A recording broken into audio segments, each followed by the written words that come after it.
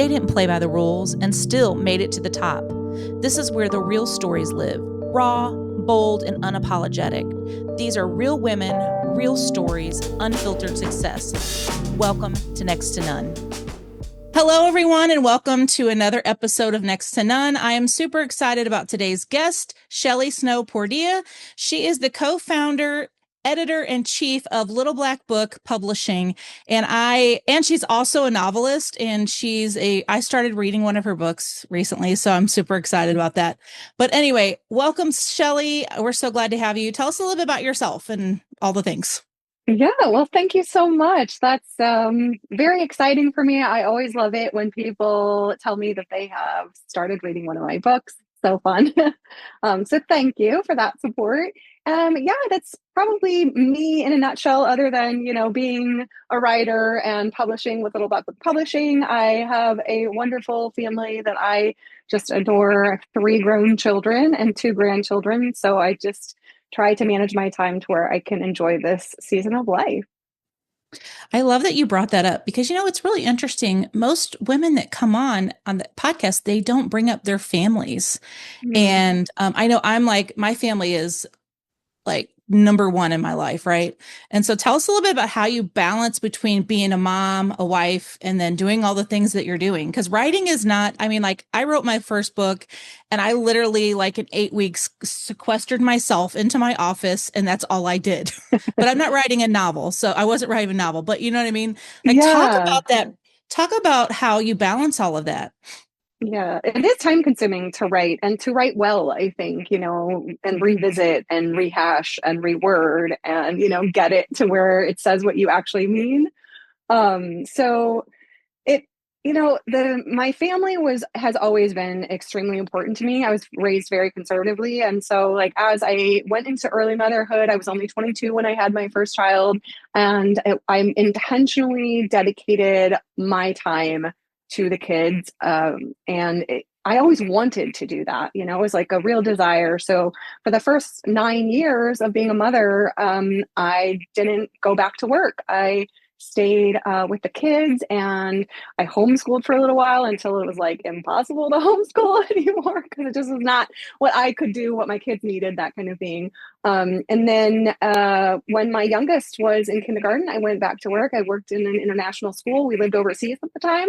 And so I just kind of built the life that I wanted with my family. We were the type of people who just grabbed the kids and traveled and did all of things together. I think, that's just who I am. I'm a Cancer sign. And so it's just I'm super homebody. I want all the stuff close to me. But I've always been put in positions of leadership. And I was, academic director of that small international school overseas for a while. And I just always wanted to make sure that I could both do what I wanted to do and invest in my family because they were connected, right? Mm-hmm. I haven't had so many desires outside of myself that would be oh, I have to sacrifice my family to do this. I'm always just, like you said, it's your number one priority. It's the one thing that above all, that is what you're going to invest in. And so that came naturally to me. And I, count that a blessing, I think. For sure. It is a blessing. It can be hard to manage. You think about all of it. In my previous career, I missed so many things on the weekends and with my kids. And when I started my business, I was like, no, my family is going to come first, even in the business. It doesn't mean that I don't give my clients everything that I have. Yeah. I refuse to put my family as a secondary to my career anymore. Yeah. And there was a phase in my life where I did take a job that required me to work late into the evenings, miss some of the things. And I was just I literally only stayed there for 2 months because I knew that this isn't what I want. Mm-hmm. So I've been really lucky to be able to kind of formulate what I want to do around, the part of the kind of family that I wanted to have. And I haven't, I wasn't super ambitious to do all of these things. I didn't write my first novel until I was 41, and so that came later, becoming an entrepreneur and an author. came during, my 40s. It wasn't before then. So what made you realize that you wanted to write a book? Yeah, I do. I'd like to write, and I've always been interested in stories, and that's kind of the way that I cope with emotions and storytelling. I think is just how we make sense of life, period. Whether Hmm. it's a, fantasy or reality, we just tell ourselves stories, right? And so that's always fascinated me. And when I lost my dad suddenly, I really didn't know how to cope otherwise, other than to like put myself into a story. My dad was a writer, he was a poet, and like published traditionally. They sought him out and asked if they could publish his poetry. It's the whole thing. So he's like this, genius writer. And so I never thought that like I would follow in those footsteps. But I couldn't process his death without writing. And it was years after I started that it became my first novel. But yeah, I've just kind of always gravitated toward, fantasizing, making up these worlds in my head. Because I am a fiction writer for the most part. I've worked in the nonfiction field as an editor and ghostwriter, but when I publish my own stuff, it's fiction, and that's just really been a coping mechanism for me all of my life. Yeah, it was different when Wow. I figured out I wanted to publish it. I was just kind of miserable and in my career, and I was just like, you know what? I'm not going to turn 50 without, trying this thing. My kids were older, they were in high school, so Hmm. it's like, why not? That's interesting. It's kind of crazy for you to have shared that your dad was a publisher, right? Isn't that what you said? Or Yeah, he was a editor? poet. He was a Poet. poet. Oh, okay. Yeah. Yeah. So That's he so was cool in, though. I know, right? So he was involved in these online forums, like in the early 2000, late 90s, like when everything about chat rooms were portrayed on movies of like these weird pedophiles or whatever. And he was in poetry rooms, in poetry chat rooms. Huh. And then one of the most popular poetry forums voted him as the favorite poet for like 3 years in a row. And he got a book deal. And it was a whole thing, That's so cool. Yeah. So your first book, what was your first book called? It was called Tracing Time. It is a time travel series. It started a time travel series, and I was just essentially trying to grope with the fact that there are moments in time that you can never get back. And so, yeah, it has nothing to do with the passing of my father, but it just follows this journey of a woman who is in search of someone she lost. Yeah, That's really cool. I know, like, for me, when I started writing, I actually made a post about this, I don't know, a couple weeks ago or something, but I yeah, talked about how, like, it was a healing process in a lot of ways. Even though you may not be writing about whatever it is that, you were trying to heal from, it was just I hate journaling. This is a crazy thing. I hate yeah. journaling, but I really enjoyed writing. And I've written I love several that. more. I've written like four more ebooks, and I'm working on two other books right now. And Awesome. it's just it's really fascinating to me. Yeah, yeah, it is. I think that it's Joan Didion. I could be misquoting, but I think it's her who said, I write only to understand what I think. Mm. So like the Oh. only way that I relate with that so much, right? So the only way that I really know what I'm thinking, even in that moment, and that belief or idea might change throughout the years, but I write it down because that's the only time I'm like processing, like, oh, this is what's happening. Mm. This is how I feel about it. And this is what I think. Yeah. Yeah, that it's pretty fascinating to me. The things that we don't think we'd love that we end up really enjoying. Yes. Yes. So true. Some people may think that a novelist is actually not an entrepreneur. So talk about how that is entrepreneurship. Yes. Wow. So I think anyone in the creative field would do well to understand entrepreneurship because so often as artists, there is this perception that they're, the starving artist. And it's likely because they don't understand the working world. Entrepreneurship in Specifically, it's a skill that most of us weren't taught in school. And so even in business school, like I have a son who went to school for business, but he's also a musician and has pursued that path. And because he has that foundation, he has so far been able to start his career in the music industry. And it's not because he's chasing a dream of being a rock star per se. What he's done is he has really laid this foundation of, you know, making sure that he understands that he has to build a business in order to pursue his dreams. And so I really approached it with that in mind once I decided to quit my job. And I wrote my first two books while I was still employed full time. But by the end of writing my second book, I had a 6-month plan. You know, I had already talked to the boss. They knew I was resigning. My husband and I, well, when I went to him, I was like, I'm quitting my job. And he's like, can we have a 6-month plan? You know? And so like, if that's smart, let's do it that way. You know, so, you know, we talked about it, and it was not lucrative at the beginning. If you know anything about books, well, you do, you know this, a book royalty, if you are self-published or hybrid published, gets you between $3 and $5, you know, per book, per sale on average. And then if you're traditionally published, it gets you $1 to $3.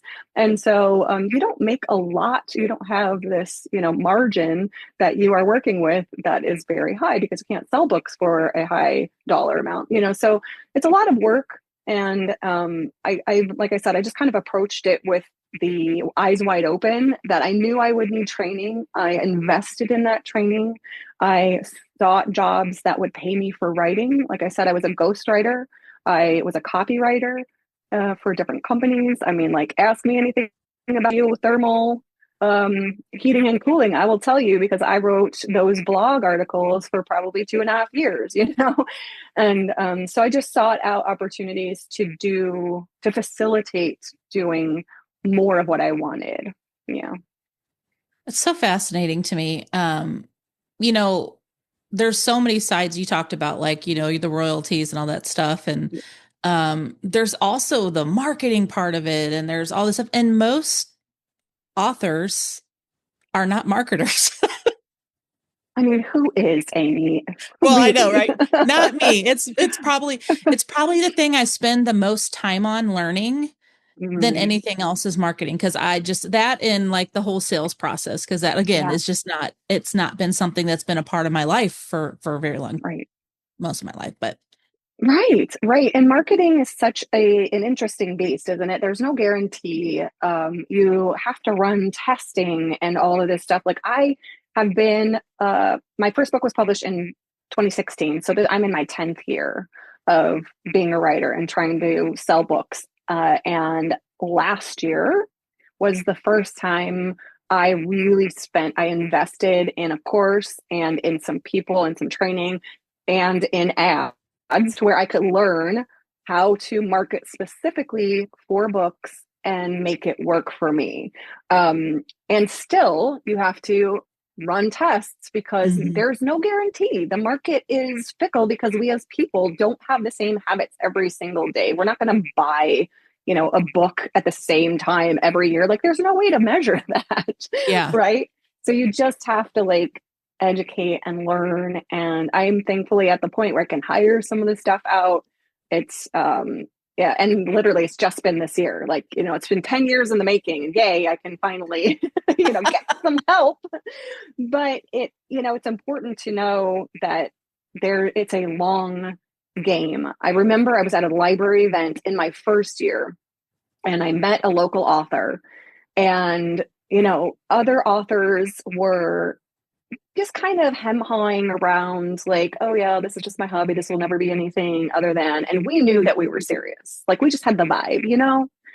And by the end of that meeting, we had scheduled another meetup, and we promised each other there and then. She just kind of like reached across the table and said, Shelley, I want you to know that when everybody else drops off, we're the ones who stay. And I was like, yes, this is what I need. And truly, it has been what I needed. When I felt like giving up and I wasn't making any money, and my husband's like, okay, when like when is this gonna pay off? It's like I needed to have that motivation. I needed to have that support. And, don't get me wrong, he has been one of my biggest supporters, and always loves to give suggestions for endings of my novels. And out of 8, he has won one time. So thank you for that ending, George Portia. I appreciate it. It's awesome. I know this, we're going to segue into something else. So you saw what the traditional publishing companies. Yeah. So a lot of people, and I've heard people say this, like, I'm going to write a book because it's a good passive income. And I'm like, it's really not. Yeah. But a lot of people have this idea that if they self-publish, I mean, I was one of them. I self-published and thought that when I first did it, I thought, well, this is going to be great because then I don't have to pay a publisher and all this other stuff.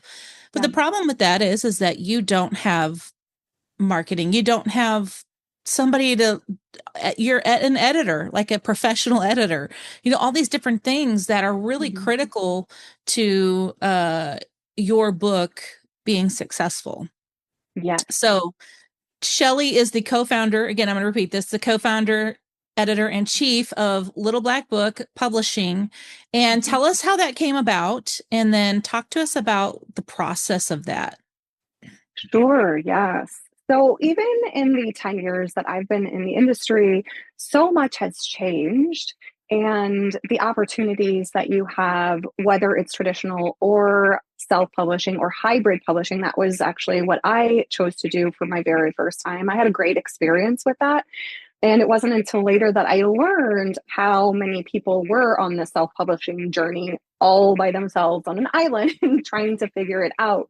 I think it's even harder today to do so than it was even back then, because the just wealth of information and the misinformation. Like, I got a text from somebody saying, oh my gosh, somebody just told me that if you're my friend on Facebook, you can't leave an Amazon review. I'm like, no, that's not true. So it's just like, they sent him this like YouTube video of like, don't do this because of all your friends and blah, blah, blah. And I was like, well, that's actually not true. And here's probably why there's some assumptions and all of this stuff. Because if Amazon does think that you are soliciting all these reviews, for paid incentives or whatever, they will, they reserve the right to take your stuff down, but like, don't be shady. That's what that means. Just don't be shady. Right. And so just throughout the years, I've seen it morphing and changing and being so confusing to people. And I saw the benefits of what I experienced in hybrid publishing, and yet there were still some gaps. So I just went to Angel. I've been part of Little Black Book Women in Business for 8 years. And we were actually at a retreat, and I had, I had so much of what we were like working on already done, like on my website, because there was a concentration on some of the website stuff and this and that. And I was like, okay, I did that. Like, what is it that I need to work on today? And the idea came into my head of like, oh, there's such a network of women that she has within this organization. So many professionals, so many people who have wanted to write a book. Why wouldn't we offer something? And it became this idea. And so I spoke with her, and she's like, okay, pitch me, like, come up with a business plan, see what we can do. And so we met for lunch, and she had a few ideas. I have the expertise and the knowledge of what's going on in the industry. And so we just kind of signed an agreement, and we're like, let's do this. Yeah. So it's been pretty fun and exciting. And I'll be the first one to tell you, like, if you have somebody coming and telling you that they want to write you a $300,000 check for, your book idea and to write it, like, sign that check, baby, like, work it out. You're going to have to give 15% to your agent. You're going to also have to give a certain amount to PR, between 10 and 15% to, that PR campaign, because the publishing company expects you to make it work. So, you'll get but you'll still get a big chunk of money. Like, if that's worth it to you, go ahead and do it. But there's something I love about the way we do hybrid publishing. Different publishing companies do things differently, but we don't take royalties. We basically project manage for you, help you set up your entire project. We do have a professional editing phase. It's mandatory. So we have a few like guardrails around it because, like I said, I did work also in the traditional publishing industry where I was a ghostwriter and editor for different projects that were traditionally published because, yes, they too hire freelance editors and writers. And so I know how that works and like what is expected in the industry. Mm-hmm. So that's something I didn't want to just like leave to the public of like, sure, we'll publish anything, just give us your money. That was not my goal. Um, and so, yeah, we just kind of help people throughout that process. And it's exactly what I wish I had when I started. So, Yeah, I love the concept, and I am planning on my next two books publishing with Little Black Book Publishing. oh, By the way, yay. Angel Magasano. She's the founder and CEO of Little Black Book Women in Business, and it is there's 12 chapters of women, and it's not just like a networking thing. It's also more of like a business development. Yeah. Organization. And there's so many ways that if you're a woman in the St. Louis region, there's chapters down to in Festus. I don't remember, but there's like 12. You can go to the website. Women of LBB is the website. But Yeah. it's a great organization. And Angel is, again, the founder and CEO. And that's who she was talking about earlier when she said Angel. I just wanted to kind of point that out because I think if you're in the St. Louis area and you are not a part of LBB, I have to say that it is such a great, I'm so thankful that I joined it because there's just a great camaraderie where we rally around each other and really try to support one another in our businesses. And I think it's great. So sorry, little plug for Little Black Book. I'm so glad you did too. It really has meant so much to me personally and in my business. It's not just that I wouldn't be where I am without their support in my business. I don't think I would be the woman I am without it. I've been with the organization for 8 years. Like I said, I was first introduced to it in its first year. And so, there were some flailings and what's going on and how do we build this and all this stuff. And it's like women just getting together, it's like, okay, let's just do that. And seeing it become what it has for the support of women in business, I totally wholeheartedly agree with you. If you are a woman in the St. Louis area, and even if you're in corporate, we have so many women who are in corporate and need that support because we still do those fun things. We have book clubs. There's just so many benefits of it. And it is the most supportive organization that I've ever been part of, so that's just my 2 cents too. Yeah, we do have a conference coming up if you're a woman in business, or if you're working in a business that is a corporation, or actually any size business, doesn't matter. We have a conference coming up March 12th and 13th. And Thursday night, Shelley is kind of like the main lady because we're doing, you can tell us about what we're doing there. Sure. But you can go to womenoflbb.com and get more information about the Become Women's Summit. Yes. I highly recommend it. I have been to conferences all over the United States, and it's right here in our hometown. And it is really, literally one of the most impactful conferences I have been to year after year. So like you save money by staying in town. It doesn't have a huge price tag comparatively. And yes, it's just been so instrumental in my own life. And I am so excited to be able to be one of the featured speakers this year. That's so like kind of full circle for me. It's really cool. Yeah. It is really cool. I'm super excited. So Thursday evening, right? It's not a half day. It's in the evening. Is that correct? Or is it? Yeah, I think there's like some boutique vendors and stuff. You know how they have women come and set up their stuff. I think it begins at 4. Those boutiques open at 4 p.m. And then we'll have a cocktail hour at 6 or 6:30. Don't quote me on it. And then I believe I'm speaking at 7. And I'm actually not the keynote. Our keynote that evening is Cece Surgant. So if you're familiar with her, she has a fashion segment on Channel 4 every month, every week. I can't remember which one. Maybe it's twice a month. And she wrote a memoir last year that is just incredibly beautiful. I am so grateful that she entrusted us to publish her memoir. And I was the editor on that project. It was 2 years in the making. It was, yeah, a beautiful, beautiful depiction of her story. If you don't know anything about her, she's a burn survivor and also a fashion designer. And she's just a wonderful human being, an immigrant. And so she just tells this multifaceted story that she has to tell in such a beautiful way. I'm really, really proud of the work that she put out. So come hear her speak, and I'll be there too. I'm going to share a little bit about owning your story. I am passionate about that. That's one thing that I love to kind of keep in the hands, especially of women, because Mm-hmm. historically in the publishing industry, and still to a large degree in the thought leader space, men dominate. Yeah. But in the self-publishing industry or hybrid publishing industry, women actually have turned the tide to where they are earning more money than men in this space. And so I just want to see that grow. There's a lot that I've learned, especially in the past 2 years, of how to make that happen. It doesn't usually happen with one book, Mm-hmm. but it does with multiples. And so once you really start, laying that foundation, again, it's not an overnight thing. It's a lot of hard work. But like I said, women have turned the tide on that. So just speaking from the heart of like how owning your story and your intellectual property and understanding the power that comes behind that is, a little bit of what I'll be touching on.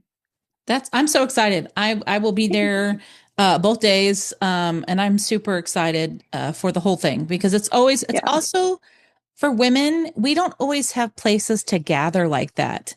Yeah. And when it's just women, there's something that allows you to just kind of drop your guard a little bit because you don't have to um, be, I tell women this all the time when I work with them. They might be a person that's in that boardroom and they don't have to be the loudest person in the room. Your leadership presence can carry. And it's kind of that whole idea into this like conference type stuff for that Little Black Book does because we just get to show up and be unguarded and learn and take it back. And I just love the Mm. concept of it. Yes, yes, me too. I'm really excited. And I love this year's theme, Be Bold and Create, which is awesome. We have Mary Engelbreit, if you are, of a certain age, remember her and her, artistry.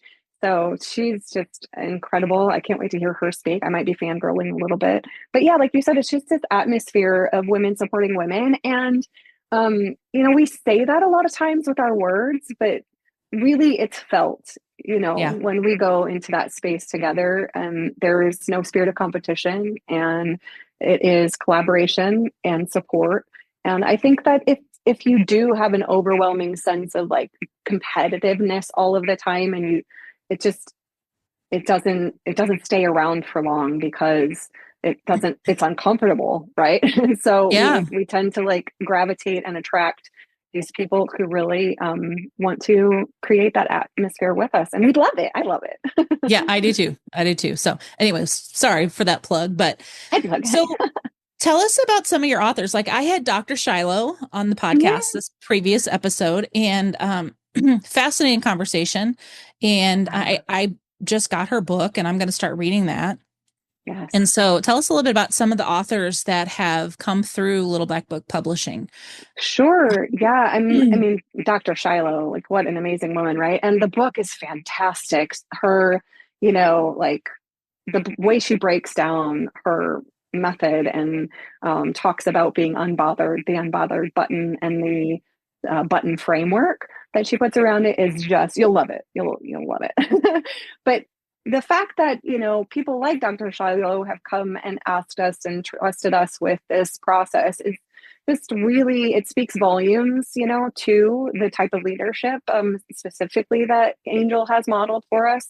And we've had Cece, like I said, memoir. We've had children's books published. Caroline Raposo, she is a therapist, and I don't know all of like the actual titles behind her name, but I mean, she's got a counseling practice here I believe it's in Cottleville, Missouri. It's navigation counseling. My son, when he was younger, actually Oh went and yeah. saw Caroline. She's Oh, amazing.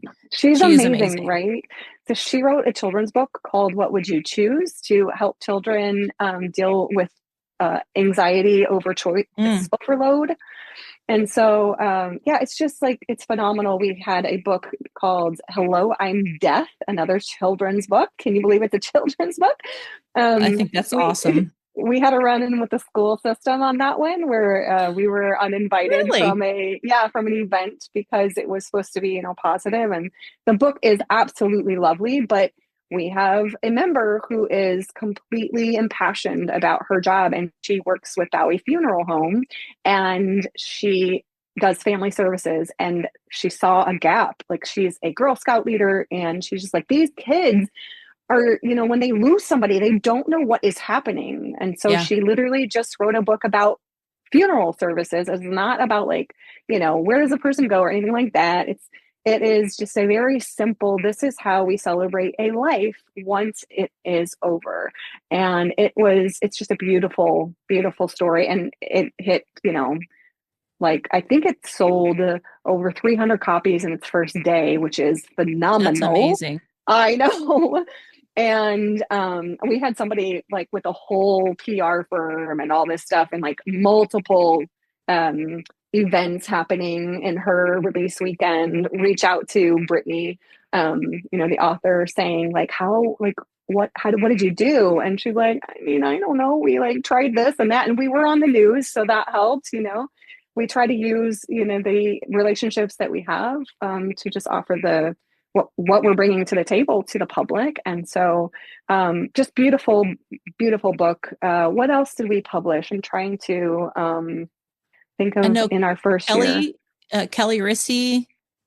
Oh Uh, yes, Kelly actually independently published, but yes, she's got oh, she did. a series.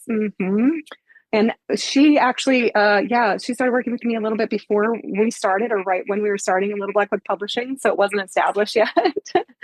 Sorry. But that's okay. No, no, I don't care. She's got beautiful books too. I've worked with her on, that project, and she's fantastic. I love the bite size, Yes, words of wisdom that she gives. It's great. And she has another one coming out, so be sure to check it out.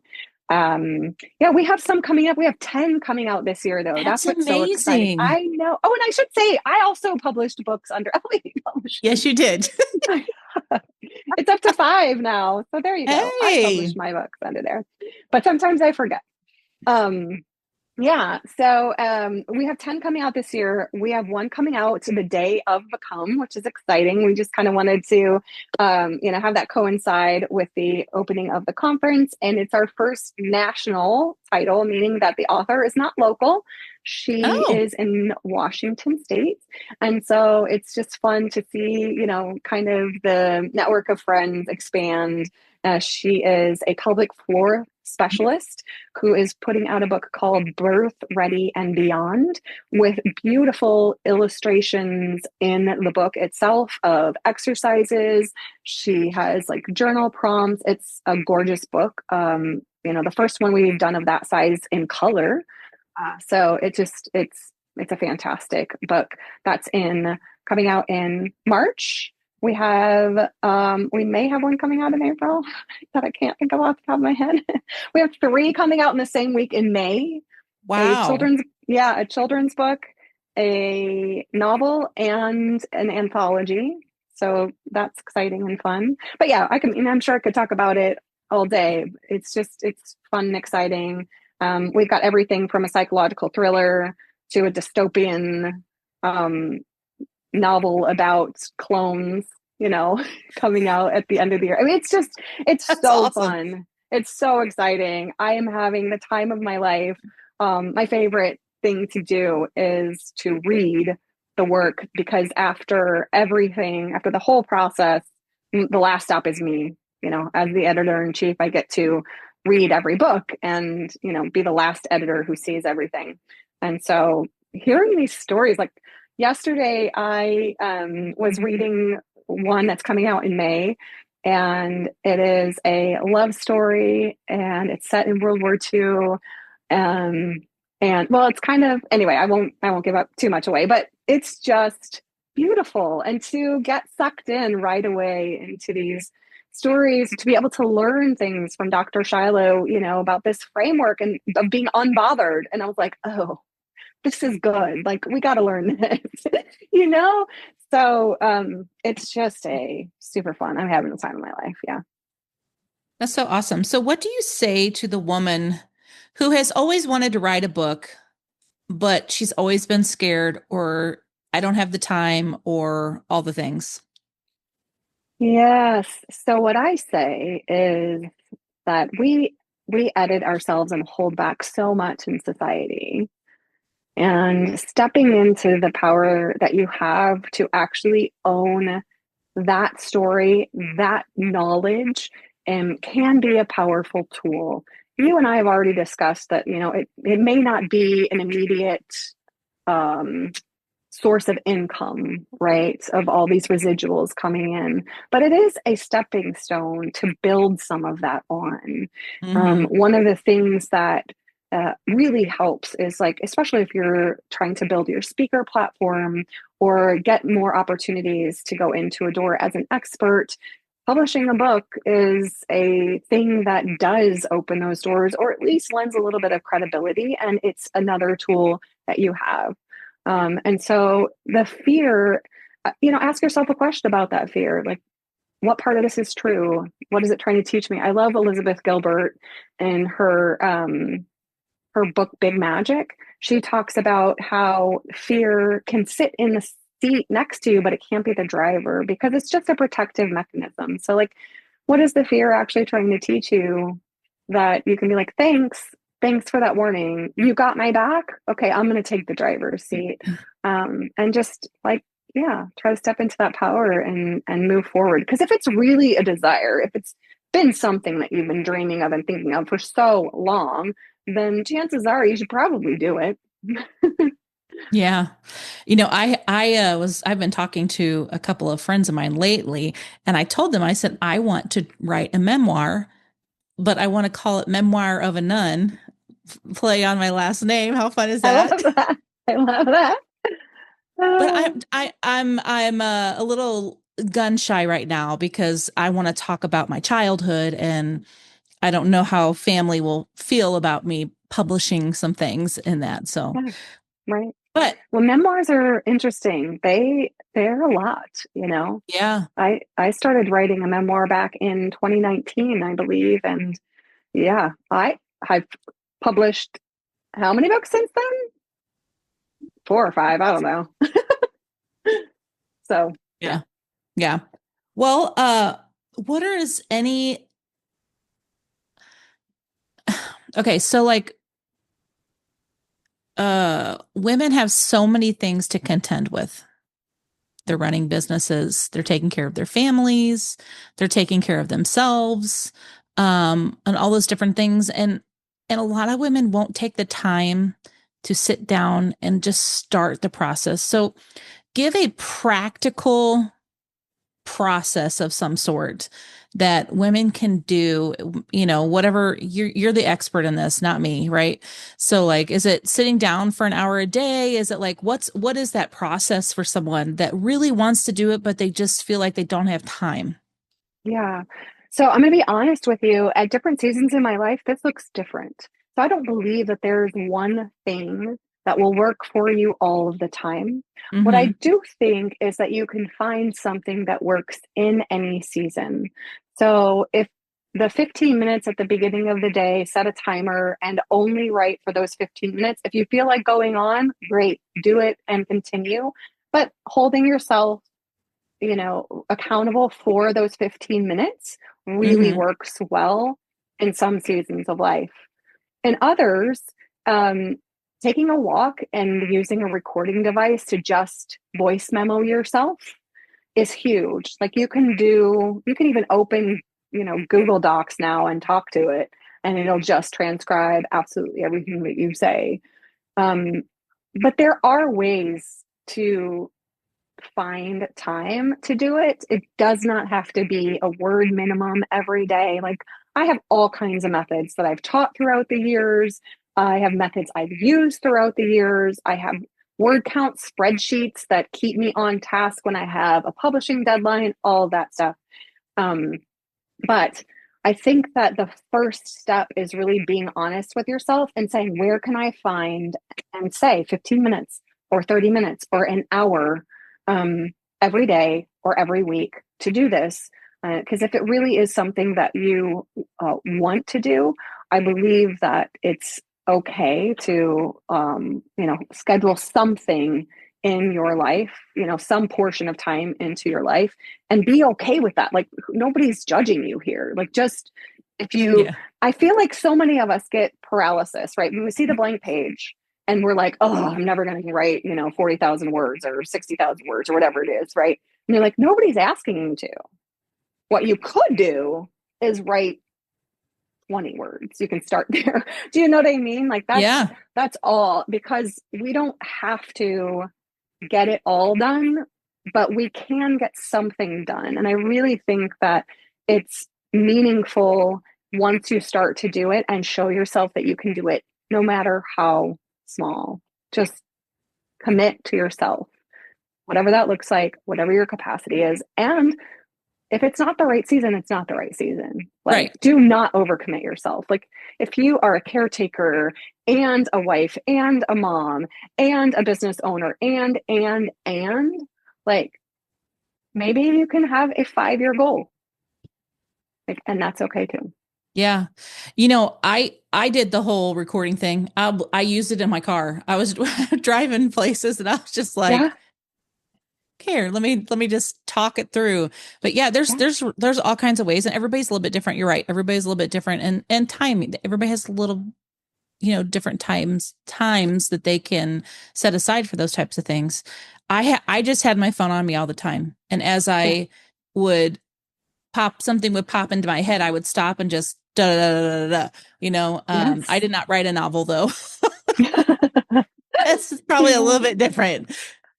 What Yeah. is I the mean, what is it the probably difference of is. that? Well, I'm sure it's different just because, like, your imagination can run wild in certain times, and others you have to draw it in. But Mm-hmm. I think so. When I write speeches, I actually write them that way, the way that you were saying, of like just talking into it, because I'm like, I have to talk about something in front of people.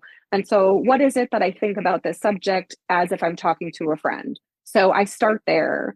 So start with, my speech. When I'm working on a novel, though, there are so many times where I'm just like talking to the characters in my head. Mm. So I'm taking an hour walk, and all of that counts in my opinion. But if that's what works for you as a writer of nonfiction, you have to talk it through, think through all the scenarios in your head, think about how this would apply in the workplace, think about how this would apply in a familiar relationship. Like all of that mental space that counts toward your work. And so we can't underestimate really thinking through Hmm. issues.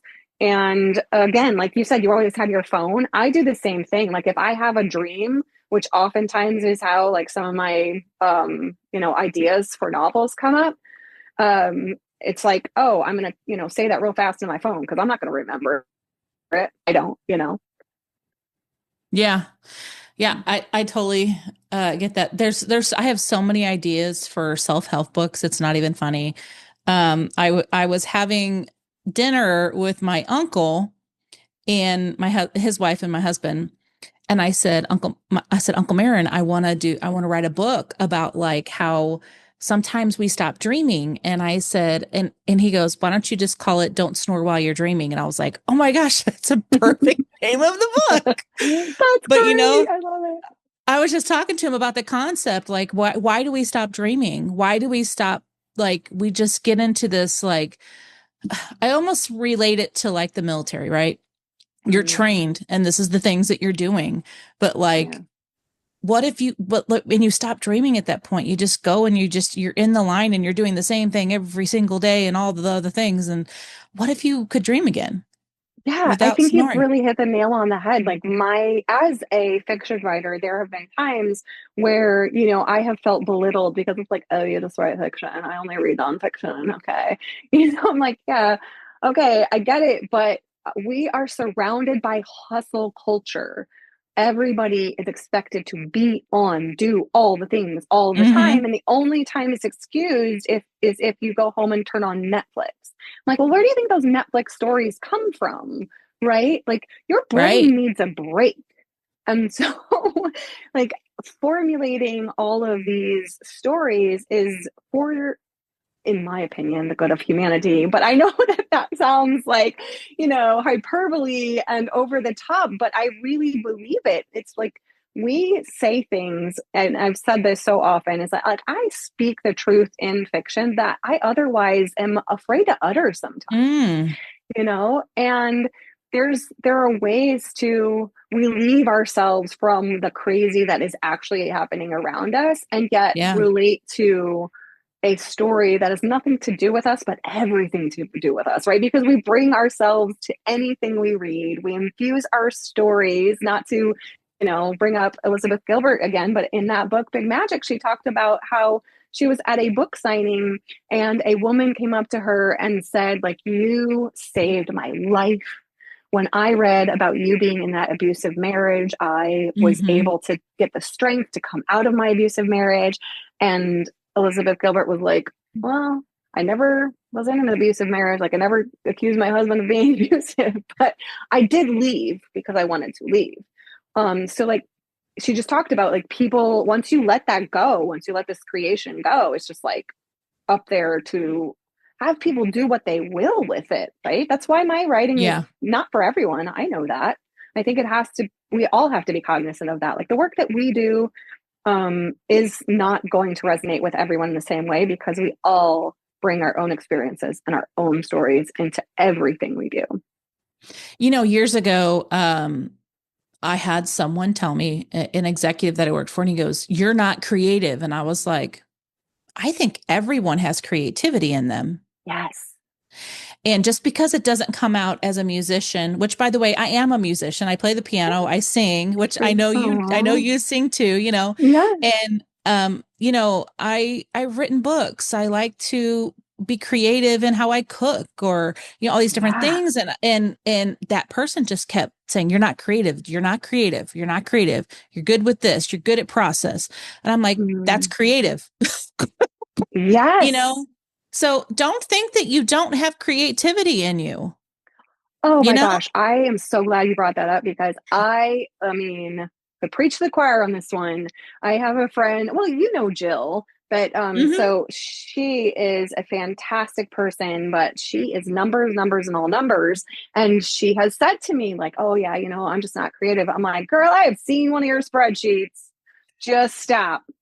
Like she Yeah. is so creative in that way. Like she takes the intangible and makes it tangible. Like, are you telling me that's not creative? Come on. I just think our creativity manifests in different ways. I just, Yes. get to hang out with imaginary friends. That's fine. But a lot of women compare themselves to other women, like Ashley Harmon. She's a Mm, good friend. I love her, but yeah. she is super uber creative in a way that I'm not. Yes. But Yeah. but we don't have to compare ourselves to other women, Right. especially when it comes to creativity. Like, yeah, I think differently than her. I have a different creativity that I utilize than her, Yeah. but it doesn't diminish mine and it doesn't diminish hers. We're both creative, That's and right. it's just a beautiful thing. And when a woman tells me that she's not creative, and I'm like, stop, don't Yeah. say that. Yeah. Exactly. I'm Did you so, cook so dinner? with you on that. Yeah, did you cook dinner last night? Oh, what'd you make? Oh, well, you added this. Oh, that's creativity. Yeah. Yeah. Oh, I just threw this and this together. Yeah. You're like, yeah, thanks. I'm glad you created that. Right. Right. Yeah, I wrote totally. this fantastic, like yesterday we had our members only meeting Hmm. for LBB, and the owner of PJ's Coffee in Lake St. Louis, she actually led it. And she came in with like 4 worksheets and it was all these questions. And I was like, wow, this is so cool. And I was thinking, this is so creative, right? Because Yeah. it's creating something. And creativity is that creating something. Yeah. Yeah. So true. Same.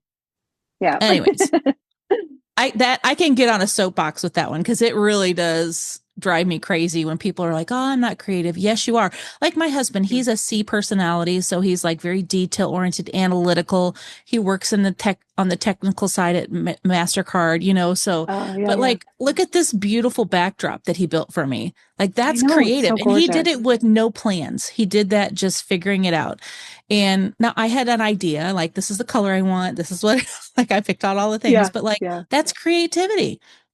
You would love it is so true. Oh my gosh, and I even said before you even brought it up, I complimented you before we got on, recording. Like, oh my God, I love the back. But I have a bookshelf and my piano is sandwiched between them downstairs and it's all navy and I painted my piano navy. So you would Oh, probably so appreciate it. cute. You're gonna have to text me a picture of that. I gotta I see will. that. I will. I was like, Yeah. oh, you know what would look cool is if we took the face off of this and painted it navy. My husband's like, what? I'm like, it'll look cool. He's used to it. It's Well, fine. Shelley, I really appreciate you coming on. I would love for you to tell everyone how they can connect with you on socials and also how to connect. Maybe they're interested in writing a book and they want to have more Sure. information from LBB Publishing. Yes, absolutely. You can find me at Shelly Snow-Pordia. It's ShelleySnowPordea, anywhere on socials. My website is ShellySnowPordia.com. You could also find me at, I think it is littleblackbookpublishing.com. I believe. Yes, that's correct. I think we'll also have lbbpublishing.com, but there's a whole like right now in the back end working of all of the website things. So it's supposed to go live tomorrow, I believe. So by the time this comes out, it should be all good. You were right. It's Okay. littleblackbookpublishing.com. Good Okay, job. good. Thanks. And hey, ladies, again, if you are interested in connecting with other women, the Become Women Summit is March 12th and 13th. I do believe that you can buy a 2-day ticket, or you can do just a single day ticket. Let's say you can't come Thursday night and you want to go Friday the Yep. 13th, or you can't go on the 13th, but you want to come see Shelley Thursday night. That's at womenoflbb.com. And there's information on there about Become. Yeah. So, well, thank you, everyone. And this was another great episode of Next to None.